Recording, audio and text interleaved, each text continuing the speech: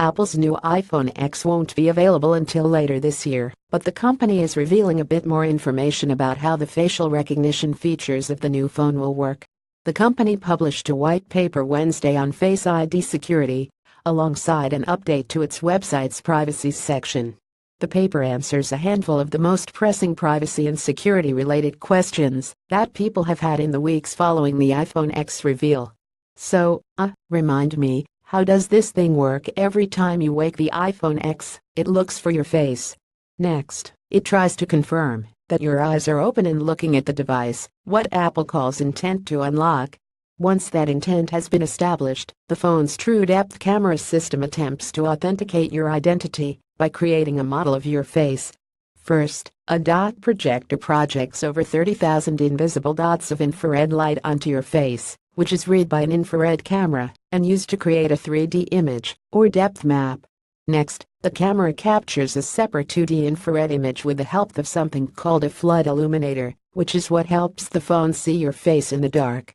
These images are combined to create what Apple calls a mathematical representation of your face, which it compares to the model that was created when you first set up Face ID, after which the images are discarded.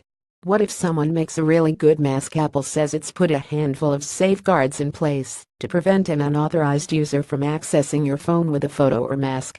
By matching against the 3D image of your face, for example, Apple says you can't simply spoof the system with a 2D photograph, which doesn't have any depth. And the company also says it's trained a neural network dedicated to spotting spoofs, such as masks, though no additional information is provided. And to counter both digital and physical spoofs, the True Depth camera randomizes the sequence of 2D images and depth map captures and projects a device-specific random pattern, the white paper reads. As a result of these and other measures, Apple claims that there's a 1 in 1 million chance that a random person could unlock your phone with their face, though Apple says this probability is different for twins and siblings and doesn't specify what that probability is. To cope with changing hairstyles or a new pair of glasses, Face ID tries to learn how your face changes over time by periodically building new models of it. Stephen Lammerters: what sort of data does Face ID collect? All of the Face ID data is encrypted and stored in what Apple calls the Secure Enclave, a separate chip within recent iPhones that acts as a vault for highly system-sensitive data. The Secure Enclave stores three things: the infrared images and mathematical models of your face that are captured when you set up Face ID, as well as new models that are calculated and saved in the future to help improve matching over time. More on that in a second. This data never leaves the device. It is not sent to Apple, nor is it included in device backups, the white paper reads. Apple says that even it can't access what the Secure Enclave contains. What if I start wearing glasses or put on a hat? Good question. Seasons change. Empires rise and fall. Maybe you forgot to shave for a few days or decided to cut off all your hair. To compensate, Face ID creates a new model of your face each time you unlock your phone. If the model is good enough, it may keep using it for an unspecified finite number of additional unlocks before the data is discarded. But what if your face fails to unlock your phone and you are forced to enter your passcode instead? If it's a close enough match, Face ID may still save and use this model too.